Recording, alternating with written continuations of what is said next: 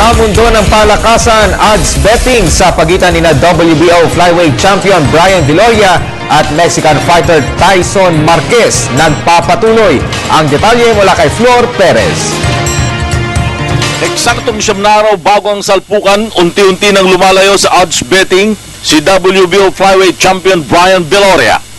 Sa pinakahuling datos na nasilip ng PTV Sports, lumalagay na nasa negative 250 favorite ang tinaguriang The Hawaiian Punch, habang bagsak naman sa plus 350 underdog ang Mexican rival na si Hernan Tyson Marquez.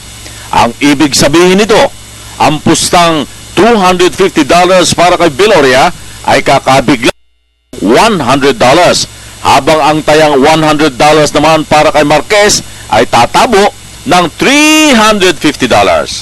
Sa panayam ng PTV Sports, sinabi ni Bohol-based boxing commentator Raylan Loberternos na maaaring walang gustong kumampi kay Marquez dahil na rin sa impresibong knockout victories ni Viloria sa huling dalawang laban kontra kina Giovanni Segura ng Amerika at Omar Nino Romero ng Mexico. Viloria is doing well in his training.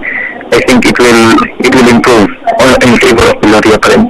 Expected yan considering doon sa last fights ni Viloria. Maganda yung ipinakita niya sa laban nila. Malaki yung improvement niya compared doon sa mga fight, yung mga laban na kung saan siya ay hindi pa masyadong aggressive. Ngayon, hindi na siya natatakot lumaban eh.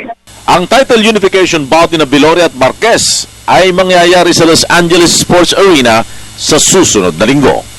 Para sa PTV Sports, Flor Perez, Telebisyon ng Bayan.